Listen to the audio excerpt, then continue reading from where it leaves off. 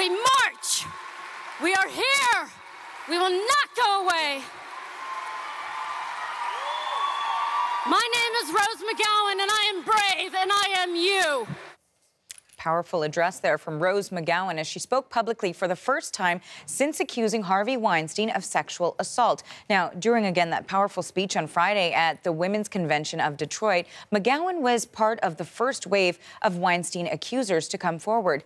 Now, a new report in the New York Times sheds light on what went on behind the scenes before the actress went public. So Jelena Adzik is here to explain. So what more did we learn here?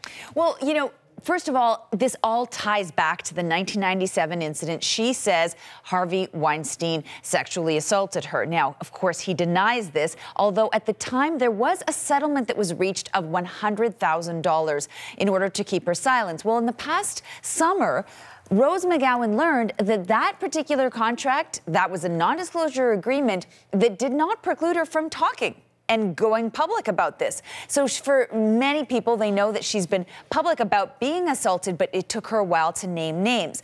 Well, what ended up happening is now she's saying that she was offered a significant sum of money after that initial $100,000 I told you about, $1 million, an offer that she says she declined one day before the October 5th New York Times expose revealed the alleged decades of sexual harassment and misconduct at the hands of the now disgraced Hollywood mogul. So that story opened the floodgates, and through her lawyer, McGowan told the Times just yesterday that someone close to Weinstein had offered her $1 million in exchange for signing a non-disclosure agreement where she really wouldn't be able to divulge the details.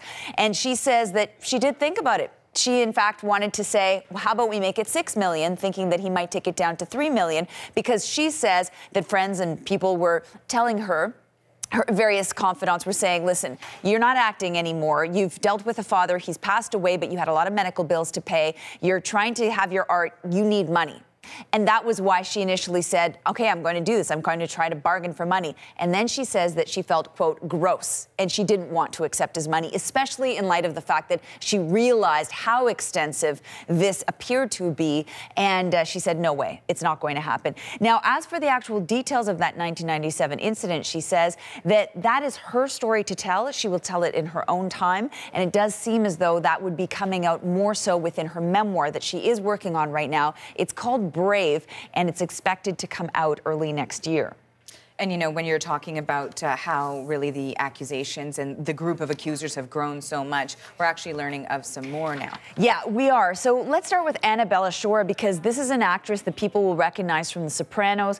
Well, she says, according to her, Weinstein allegedly raped her, then forcibly performed oral sex on her in her New York apartment one night in the 90s. She said she fought him off, absolutely to no avail. I'm going to give you an excerpt from the New Yorker article. It says, he shoved me onto the bed and he got on top of me. Shora struggled. I kicked and I yelled, she said.